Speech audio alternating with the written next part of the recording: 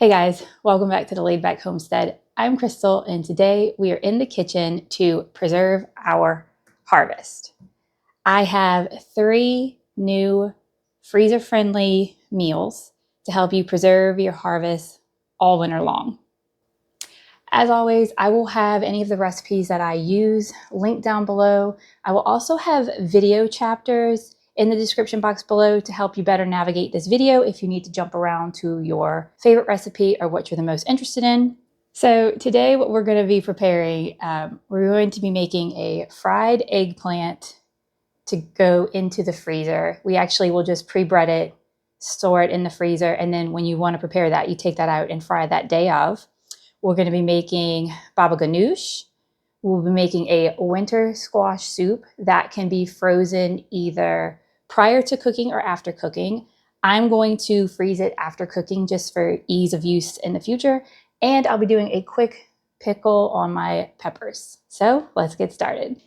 So for this recipe, for the soup, you're going to need some sort of broth. You can use vegetable. I'm going to use what I have in my pantry, which is chicken. We're going to add some onion to it. Of course, you're going to need some form of winter squash. I have a butternut here. I also have my gagootza, but any type of winter squash or pumpkin that you've grown will work, or that you get from your store or farmer's market. And then I'm going to be using some yellow curry paste. This is not necessary, but I have it and it's only good for a little while longer. So I'm going to throw it into the mix. But feel free to add any seasonings you like. And again, I will have a recipe linked down below for you to follow if you're looking for more direct measurements. All right, friends, the very first step is getting our squash ready. We're roasting ours today, which is totally optional, but we really think it brings out a deeper, richer flavor for the soup. So all we do is slice the squash in half, drizzle a little olive oil over the cut sides, and sprinkle on whatever seasonings you like. We kept it simple with just salt and pepper today. Then it goes straight into the oven. We're moving through this part a bit quicker so the video stays manageable, but if you'd like a slower, more detailed look at breaking down gagootza or any winter squash, we have another video you can check out. In that one, I show both the oven method like we're doing here and a quick microwave option if you're short on time. So I will go ahead and link that for you if you want to dive deeper. As you can see, my husband is helping scrape out any large seeds from the squash. Depending on the variety of winter squash you are using, you may or may not need to do this step. With our smaller gagootzas, we didn't bother because they didn't have any seeds. But with the butternut squash and the really big gagootzas, you definitely want to remove them. Those seeds can be pretty tough and not so fun to eat. We do like to save the seeds for compost so nothing goes to waste. And later on in the video, we take a short field trip and I show you exactly how we do that. Now I also want to add, this was a busy day. My husband stepped in to help me because 2 out of our 4 children were homesick. So him and I were basically both running around the kitchen and trying to get things done as quickly as possible while also still attending to our children. And here we are just going ahead and spritzing them down with that olive oil, and you can see the salt and pepper off to the side. We'll just sprinkle that on and then flip them over so that you roast them cut side down. All right, so now that we have them processed with a little bit of olive oil, salt and pepper, you turn them cut side down. And we're going to roast them in the oven at 425 degrees Fahrenheit for roughly 40 to 50 minutes. It just depends on how long it takes for them to become tender. So that is something that you will want to keep checking once you get to about 40 minutes. Okay, so originally the plan was to roast all of our squash. However, we've run out of space in the oven and we're trying to break this down as quickly as possible because we have other things going on today. So what we're going to do, we're actually going to peel the rest of this squash and dice it up along with an onion and a hot Thai pepper per batch. And we're going to vacuum seal it cubed and put that into the freezer. And that way I can use this either to make soup in the future, or I can take it out to make like a mashed squash side dish, or even smothered squash. And you're probably hearing my vacuum sealer in the background. So that is what we have going on. So as you can see here, my husband is using a regular vegetable peeler on the squash. This works great when the squash is picked younger, but for the larger ones, he switches to a knife to peel it. In the other video that I had posted previously about breaking down this squash, I did use a knife too because my hands couldn't handle the peeler. So feel free to go with whatever method feels safest and easiest for you. Just remember to take your time and keep the squash steady on a cutting board so everything stays secure while you work. And if your cutting board slips around, make sure to take some extra precaution to stabilize that. Some days my cutting board wants to slide all over, so I just use a damp paper towel under my cutting board, and that seems to help it stick to my countertops. So if you're going to process your squash like this into freezer bags, feel free to toss in any extra ingredients you like. We're just using what we have on hand, but you can absolutely get creative. And if you plan to turn these into soup packs to blend later on, this is the perfect time to sneak in a few extra veggies for the kids without them even noticing. All right, so we have our pre-packaged squash ready to go in our freezer. Now you don't need to have a vacuum sealer to do this. I've shown y'all in other videos, 9 out of 10 times, I don't even bother to pull it out. I just use the freezer Ziploc bags. But our squash, roasted squash, looks to be done. So I'm gonna go ahead and pull that out and check it to make sure it's fork tender. And then once it's cooled, we will go ahead and make our soup.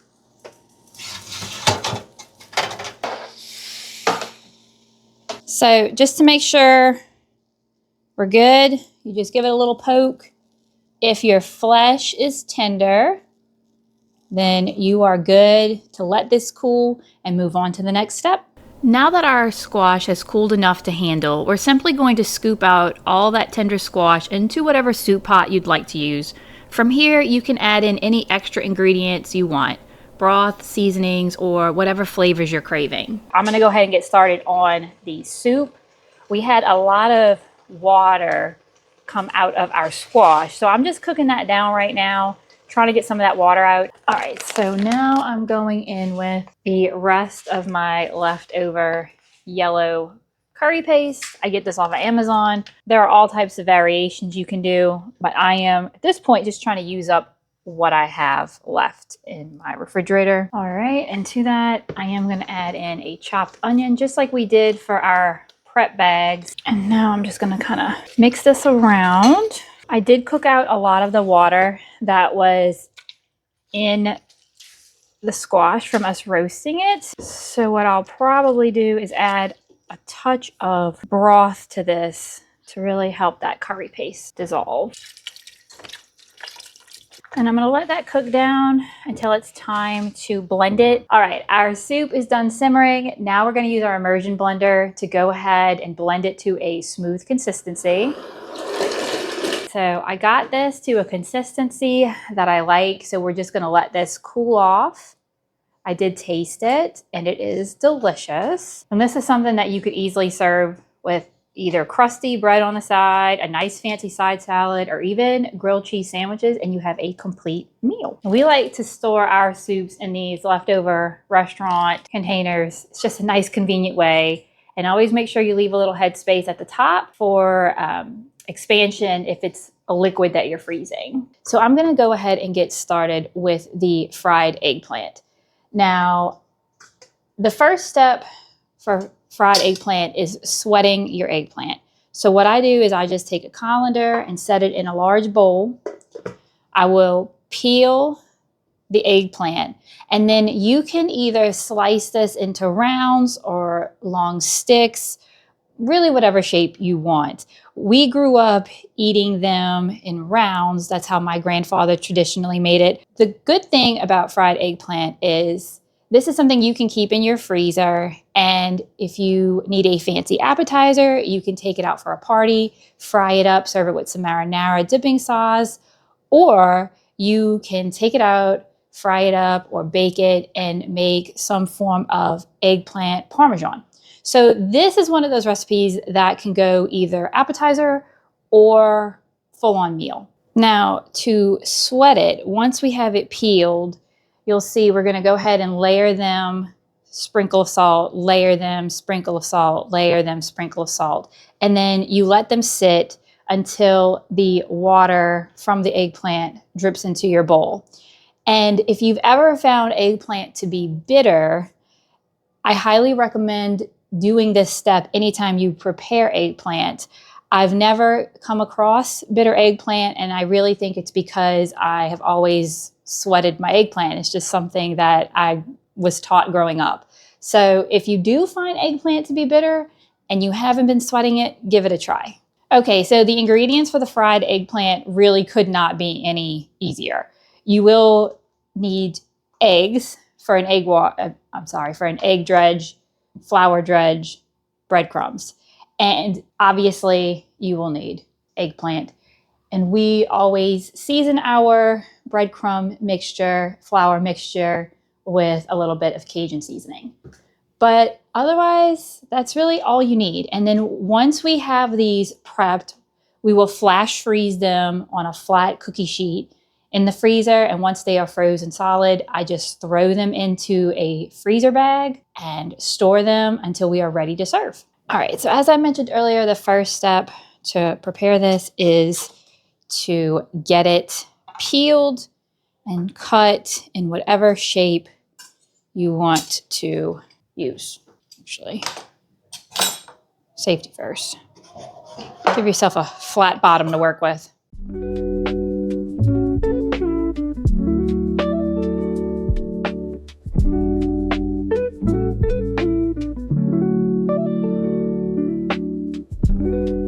When you're making fried eggplant, you can slice your rounds as thick or as thin as you like. The thinner you go, the crispier the pieces will turn out. The thicker you go, the softer they'll stay inside. It's completely up to you and whatever texture you prefer. I usually lean a little towards the thicker side, but that's just my personal preference. So feel free to slice them however you like best. Just try to keep the slices about the same thickness so they cook evenly.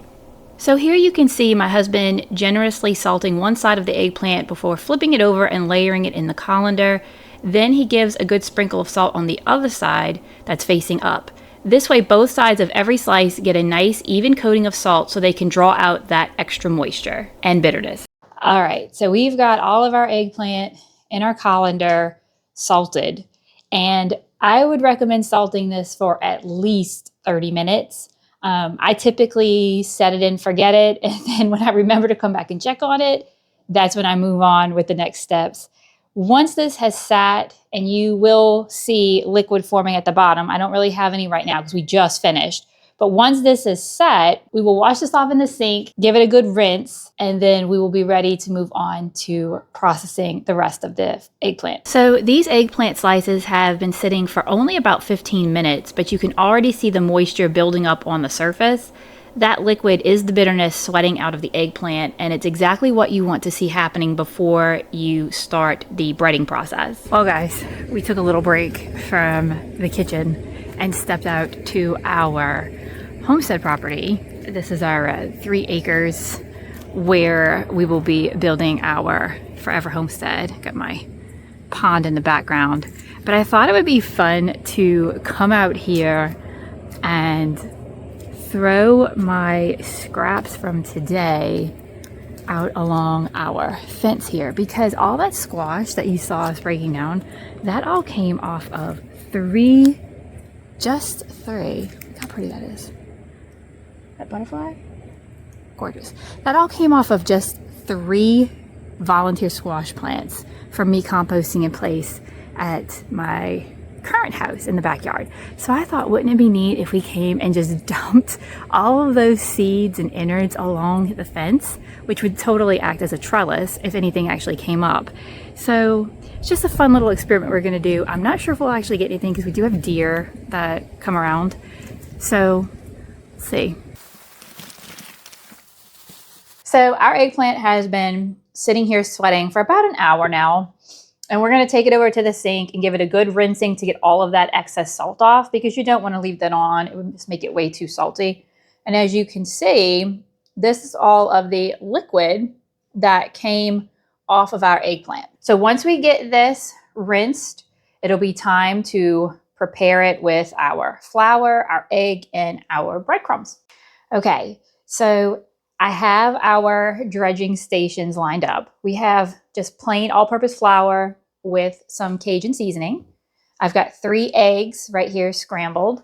And then I have my Italian breadcrumb also with some Cajun seasoning. And this is really easy. It's just a little time consuming, but it's not hard.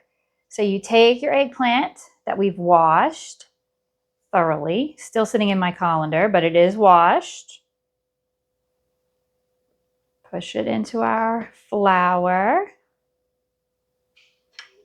and then into our egg mixture. And feel free to use any seasonings you want in this. This is just how I'm used to doing it. And then over into our breadcrumbs, and you just kind of, and just make sure you've got, you know, even coverage. And then we just move it over to our cookie sheet with our parchment paper. All right, our eggplant is ready for the freezer. So we're going to pop them in there and give them about an hour, just long enough for them to firm up. And then once they are firm to the touch, you can go ahead and put them in a Ziploc bag and label them, and they are ready to be fried. You can either deep fry them, you can bake them, or you can pan fry them. Whatever you want to do with them, the sky is the limit. So we're going to go ahead and get these into our freezer. All right, moving on to our baba ganoush. You will need eggplant, of course, some tahini. I'm going to use more Creole seasoning, but you will also need ground cumin, salt, garlic. I'm sure fresh garlic is better for something like this, but I'm using what I have. And then some smoked paprika and a lemon. So the first step to making baba ganoush is to get your eggplant roasted.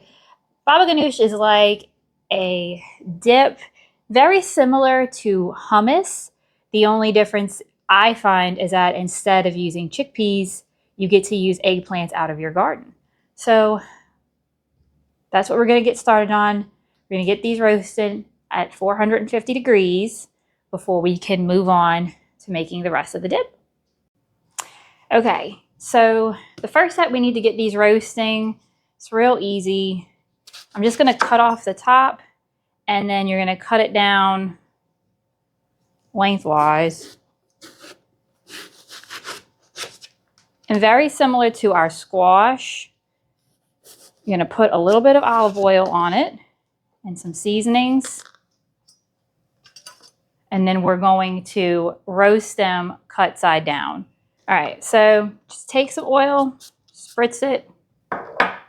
You do whatever seasonings you want. I'm just going to do a little bit of salt on this because I'll probably end up seasoning the actual dip itself.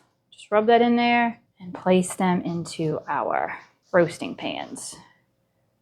All right, so I just went ahead, finished up the rest of them that we had, and they are in here. And we are going to roast these at 450. Anywhere from 35 to 40 minutes is where I would start checking them. Again, you're looking just to make sure that your flesh is nice and tender. These are really large eggplants, so it may take longer than that. Just go ahead and start checking around the 35 to 40 minute mark. Our eggplant's just about done, so I'm going to start getting the rest of the ingredients together for the baba ganoush. But if this is your first time working with tahini, it tends to separate, which is perfectly normal. Just take some time and get yourself a spoon and mix it back together before measuring it out. I've made that mistake in the past where I did not mix it back in and my stuff was really oily. But that was just a rookie mistake. So now you know, learn from me. If it separates, no big deal. Just take some time to get it reincorporated before measuring it out. Now that our eggplants are finished roasting, we're going to go ahead and simply scoop out the flesh into the bowl where we will be mixing up our baba ganoush. All right, so we have all of our eggplant in the bowl. And if you were worried about the liquid, you can put this eggplant into a strainer, let it drip off, discard that, and then follow through with the steps. But because mine sat for so long, a lot of the liquid dripped out onto the pan. So I'm not super worried about it. Plus, I'm going to be freezing most of this, so it's not that big of a deal. So now we're just going to add in the rest of our ingredients. I have a half cup of tahini. I may need more because I didn't measure out exactly how much eggplant I started with. So that's not a big deal. I can add more if I need to. Same thing with olive oil. Calls for about 2/3 of a cup. A little bit of ground cumin and some lemon juice. And then I'm also going to add in a little bit of garlic. And I'm just using the pre-chopped garlic. You certainly can chop your own. And some salt. And again, the salt is something you will have to adjust to taste. So now that we have everything in here, what we will do is we're going to use the immersion blender. Okay, so this made a ton of baba ganoush, and you can freeze this in smaller portions and use it as either a condiment spread for wraps or sandwiches, or in place of hummus on any type of veggie tray, which is probably how I will end up serving mine. I'm going to be storing mine in probably larger containers just because I have a large enough family that when it's time for me to serve it, those portion sizes will go. But you certainly can store this in any size that you want to store it. Now, what I will also say is if you are going to be freezing this and not eating it fresh or using it fresh, when you thaw it, you may need to re-blend it if you're noticing an issue with consistency. I haven't had an issue in the past, but that's just a note that I've read, so I'm passing that along. Well, guys, we got it done. It's been a very interesting day in the kitchen. We have 2 batches of ready to go fried eggplant, not fried yet, but ready for the fryer whenever we are ready. We have 3 winter squash and onion side dishes ready to be set back in the freezer. I have my pickled pepperoncinis, which are ready for the fridge, 2 large batches of baba ganoush that will be going into my freezer, and then 3 winter squash soups, or in my case, winter squash curries. Well, y'all, thanks for hanging out with me today. If you found this video inspiring or helpful in any way, please go ahead and give it a like. If you are into gardening, homesteading, and preserving your harvest content, I encourage you to subscribe. And until next time, stay blessed.